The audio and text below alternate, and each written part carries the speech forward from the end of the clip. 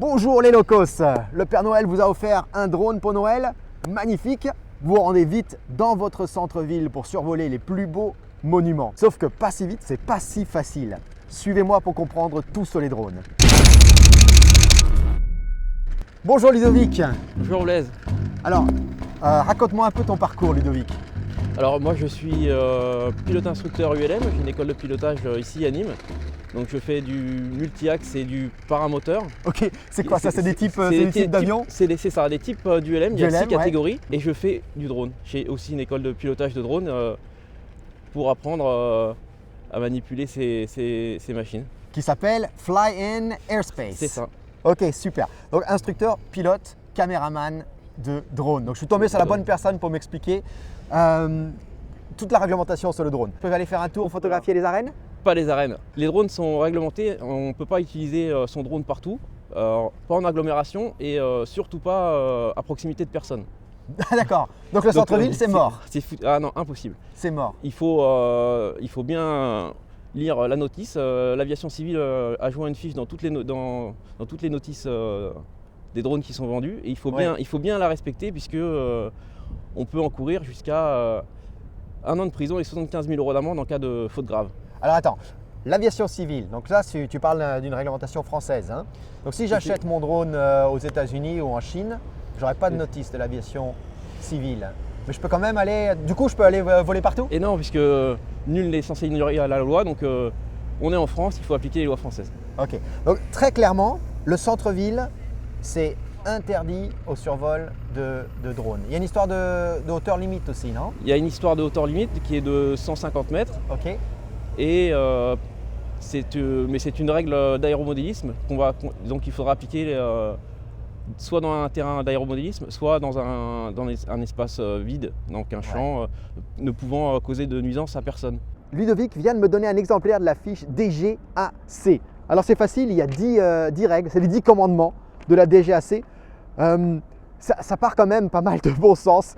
Je vous en lis quelques-unes de rigolotes. Je respecte la vie privée des autres, ça veut dire n'allez pas prendre des vidéos de votre voisine. Je ne survole pas de sites sensibles, ok, n'allez pas photographier les terrains militaires, les centrales nucléaires, ça c'est jamais une très bonne idée. Et puis alors celle-là aussi, au cas où vous vous demandiez, je n'utilise pas mon drone à proximité des aérodromes, donc pareil, passer au-dessus des Boeing lors de l'atterrissage ou du décollage, pas une très bonne idée. Donc, ça part, à mon avis, d'une bonne intention, 10 commandements, 10 règles. Et je pense que la dernière, c'est quand même le top, c'est en cas de doute, je me renseigne. Ça laisse la porte ouverte à peu près à tout. Voilà, donc vous pouvez retrouver ces règles sur le site de Ludovic, Fly in Airspace, dans votre boîte de drone et sur Photoloco. Donne-moi la solution, Ludovic, pour que j'arrive, Blaise, à photographier les arènes de Nîmes par un drone. Il faut être télépilote professionnel, déclaré à l'aviation civile et du coup appliquer les règlements, c'est-à-dire pour venir faire une prise de vue ici aux arènes, il faut faire une déclaration en préfecture 5 jours avant. Ok. Et bien sûr avoir l'autorisation du propriétaire du terrain, ici c'est la mairie de Nîmes, donc il faudra avoir ces autorisations préalables. Ok, donc j'entends 3 choses. 1, être pilote professionnel, donc ça tu vas nous en parler dans une seconde. Une autorisation de la préfecture, une autorisation du propriétaire du terrain. C'est ça, j'ai bien résumé? C'est ça. C'est ce qu'il faut? Ok, donc parle-nous déjà de cette devenir professionnel. Ça veut dire quoi? Moi je suis photographe professionnel, ça suffit? Absolument pas. Alors là, on n'est pas dans le professionnel de la prise de vue, on est dans le professionnel du pilotage. Donc on utilise l'espace aérien et on peut associer ça à un brevet de pilote. C'est déclaratif et approuvé par l'aviation civile. Concrètement, on se déclare apte à le faire. Ouais. Bon, bah c'est bon, moi je me sens apte là. C'est ça. J'ai lu le mode d'emploi, je me sens apte, ça suffit? Est-ce que tu connais les règlements et les espaces aériens? Non, j'ai pris des avions déjà, mais ça suffit pas. Et non, ça suffit pas. Il faut savoir où on a le droit de voler, il faut savoir lire une carte aéronautique. Ouais. Il faut savoir lire si on est en agglomération ou pas, pour justement faire les demandes nécessaires. Il faut savoir si on est proche d'un aérodrome, parce que les distances vont jusqu'à 18 km autour d'un aéroport, par exemple. On est considéré dans la zone de l'aéroport. D'accord. Donc il faut savoir appliquer les règlements et c'est très important. Ouais. D'accord. Bon, donc je me suis déclaré apte, mais il doit quand même y avoir une sorte de permis de piloter, là, de permis de conduire de l'air, hein, c'est ça? Il y a des règles élémentaires qui sont évidemment de savoir manipuler le drone. Donc ça, c'est le chef d'entreprise qui va déclarer la personne apte.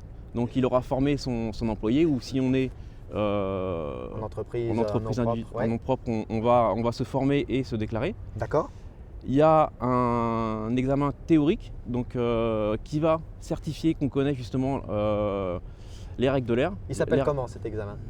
Alors aujourd'hui on utilise le théorique ULM qui est le plus simple à obtenir par rapport aux brevets de pilote avion qui sont un peu plus compliqués. D'accord. Donc c'est exactement le même que l'ULM. À la fin de ça, j'ai la théorie du pilotage du ULM. Combien de temps d'apprentissage? Alors moi je propose des cours, donc à peu près 4 séances de 2h30 qui vont donner les connaissances globales pour pouvoir répondre à l'examen. Il y a un gros travail personnel puisque c'est des QCM il faut se préparer à l'examen, il faut 75% de bonnes réponses et en général il faut le travailler, quoi. D'accord, quand même un gros boulot. Donc on s'est déclaré apte, on a notre licence d'ULM, on est pro du pilotage de drone, c'est ça? On est pro du pilotage de drone, il nous reste à le faire valider par l'aviation civile. Donc on dépose son dossier et alors on va déposer nos compétences et le matériel qu'on va utiliser. Donc le drone qu'on aura acheté, qu'on aura homologué, donc on peut l'acheter homologué déjà. Ouais. Et voilà, en retour, on aura l'aptitude de pratiquer le drone. Alors moi j'utilise un Phantom de chez DJI. DJI Phantom, ok. Donc qui sont très intéressants parce qu'ils font moins de 2 kg et du coup la réglementation est plus souple pour les drones de moins de 2 kg. Et celui-là, il a l'homologation française. Alors il est homologable. L'homologation, c'est ou le vendeur qui lui l'a fait homologuer et donc c'est un mot dur, hein. Ouais. Donc le vendeur qui l'a fait homologuer et qui vous le vend homologué, ou le faire soi-même. Ouais. Une fois que tu as ton brevet de pilote, tu l'as à vie, c'est bon? Oui, pour le moment, oui. Alors l'avantage, c'est que le théorique ULM, il est aussi valable pour les ULM, donc on peut devenir pilote d'ULM en passant uniquement la pratique ensuite. D'accord, ok. Donc tu as ton brevet à vie. Maintenant, chaque fois que tu as eu un contrat pour aller photographier ou prendre des vidéos, il faut que tu obtiennes une autorisation? Ou tu parles des autorisations longue durée? Alors on peut déposer jusqu'à 7 jours de travail, c'est-à-dire que pour des conditions météo, ils savent qu'on ne va pas pouvoir forcément travailler le jour qu'on a décidé, mais après il faut les renouveler. Ça c'est pour des déclarations en préfecture, donc pour les agglomérations ou zones peuplées. Ça coûte quelque chose? Non, c'est un service gratuit. Tu as fait une demande là pour qu'on vole au-dessus des arènes de Nîmes, c'est ça? Oui, je l'ai fait. Alors on l'a fait un petit peu en retard, on a essayé de l'avoir. Ils étaient déçus puisque de ne pas pouvoir faire passer photos locaux. Donc attends, la préfecture a répondu présent quand même. Hein? Eux, ils t'ont donné le pouce vert. C'est ça. Ça. Vous aussi, vous pouvez mettre un pouce vert sur cette vidéo. Hein? Donc ils t'ont donné le pouce vert. Ils ont donné, oui, donc c'est la non-opposition, hein, puisque à la préfecture on fait une déclaration, donc ils pourraient s'opposer, mais là il n'y a pas eu d'opposition. Après, la mairie n'a pas pu répondre favorable puisqu'ils assurent eux-mêmes la gestion de l'espace, donc ils auraient balisé eux-mêmes et fermé les arènes peut-être pour nous, donc c'était un petit peu compliqué aujourd'hui, un jour de beau temps. D'accord. Bon écoute, ça m'a l'air bien compliqué ton histoire. Moi j'ai bien envie d'aller faire un petit vol comme ça en douce. Au pire, qu'est-ce qui peut m'arriver? On va me demander de ranger le drone, non? Alors en tant que privé, on peut jouer sur le fait de ne pas connaître la réglementation. Moi en tant que... je ne vous recommande pas ça, hein, c'est pas recommandé par Photoloco.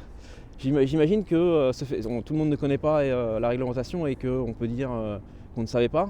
Moi, en tant qu'école de pilotage de drone, ça va être très compliqué. Ouais. Qu'est-ce que tu nous as dit? Les sanctions étaient lourdes. Hein? Les sanctions, oui. Ça peut aller jusqu'à 1 an de prison et 75 000 € d'amende. Ouais, bon, donc, peut-être de prison, tu pourras piloter ton drone. Peut-être. Les petits, oui. Bon, et toi tu proposes aussi des vols en tandem en drone, hein, c'est ça? C'est ça, j'ai un gros Cinestar, donc ça fait 1 mètre de diamètre qui peut emmener à peu près tout type d'appareil photo. Moi je mets un Nikon D800 dessus. Waouh, ok, donc 1,5 kg quoi. C'est ça, ouais.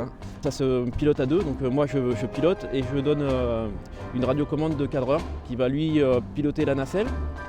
Il pourra tourner à 360 degrés autour de lui et il me demandera le déplacement. Donc c'était en direct des arènes de Nîmes, on était avec Ludovic de Fly in Airspace. Merci beaucoup Ludovic. Et on se retrouve bientôt sur photoloco.fr. Saviez-vous que je propose 2 formations sur le flash? La première vous explique comment résoudre les principaux problèmes de lumière avec un flash automatique en TTL. La seconde, avec 5 heures de vidéo, est dédiée aux strobistes studio de rue et va vous apprendre à bien utiliser en déporté vos petits flashs pour créer de la grande lumière.